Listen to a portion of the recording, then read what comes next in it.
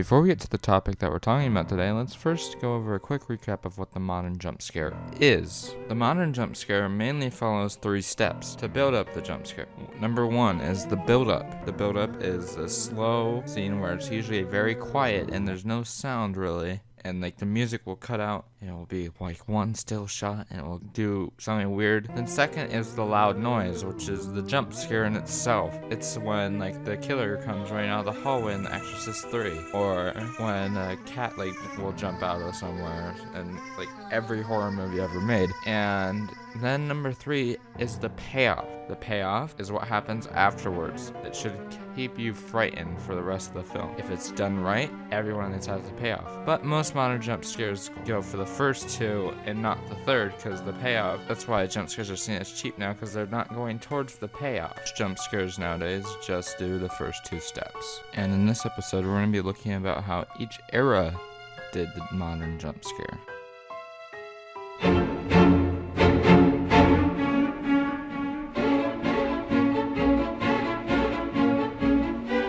Now some of you guys might be saying, didn't you already go over this? Actually, no, because this is not the history.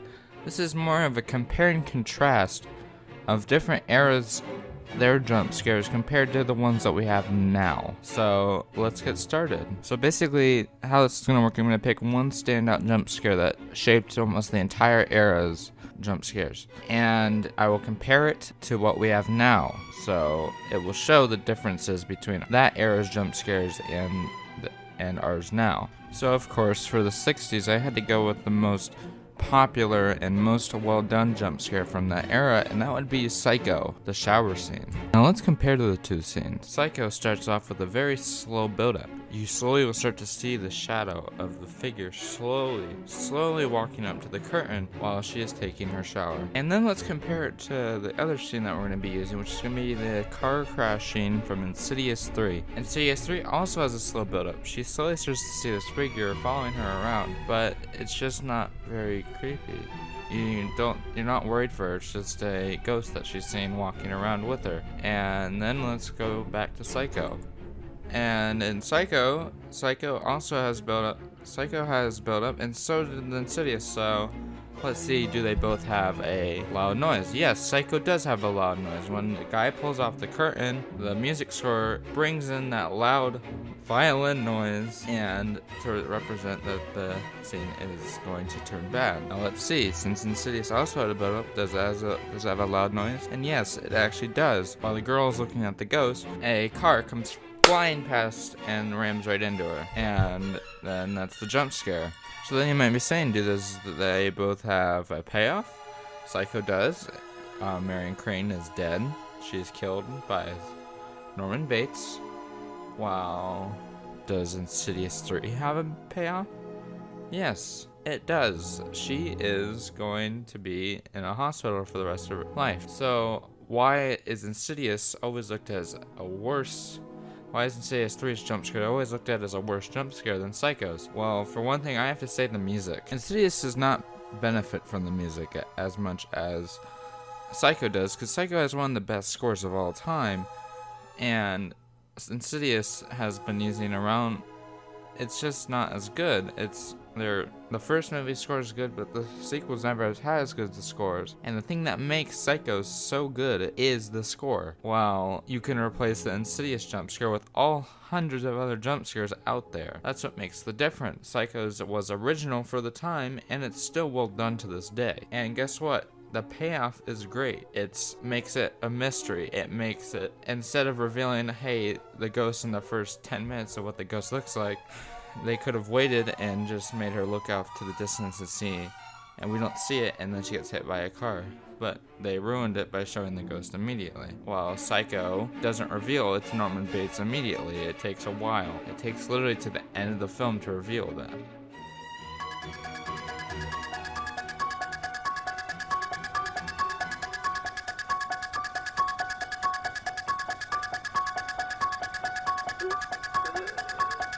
For the 70s, was there really anything else I could pick besides this film?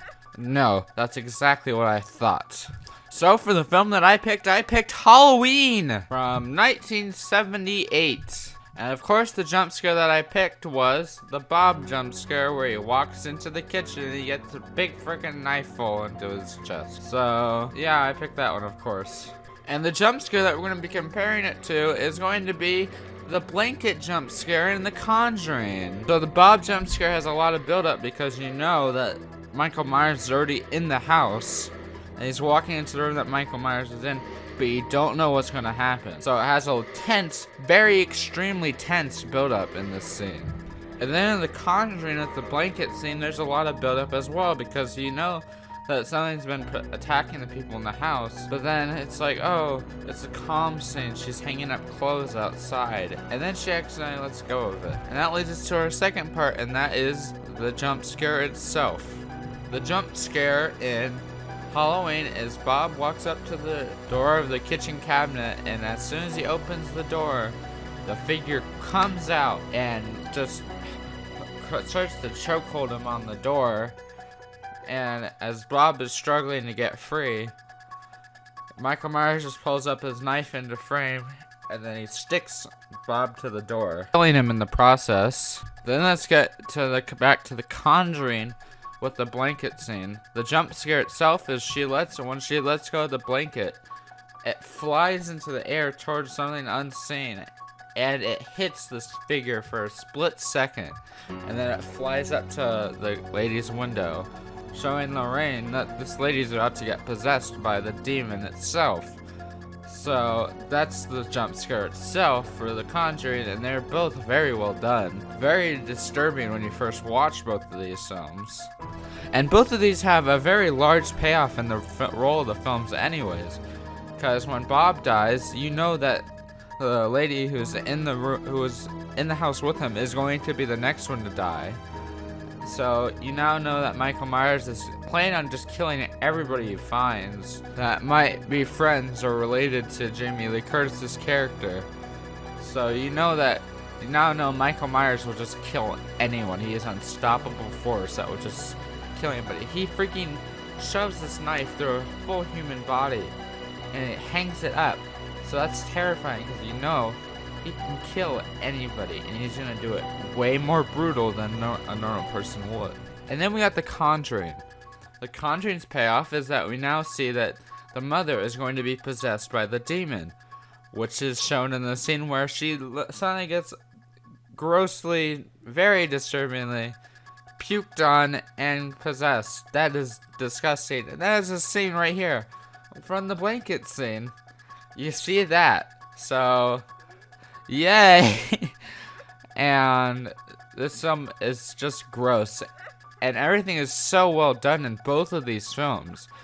And I think The Conjuring and Halloween both are respectable in their own rights. While I think Halloween is better with the music and the OST and all that, Conjuring did a well found job on this jump scare, because they can show a jump scare really quickly, and it's like a jump scare, like you see it or you don't. It's so fast you don't even realize it's a jump scare, and when you do, it actually makes you jump. It doesn't have to have a super loud noise. It has a little bit of a loud noise, but it's not as loud as the others, so you can watch it not really jump but still just be creeped out. So I like both of these. These are both very well done jump scares. So, and I will see you guys next episode for the rest of this part. Can't seem to face up to the facts. I'm tense and nervous and I can't relax. I can't sleep 'cause my bed's on fire. Don't touch me, I'm a real live wire. Psycho killer.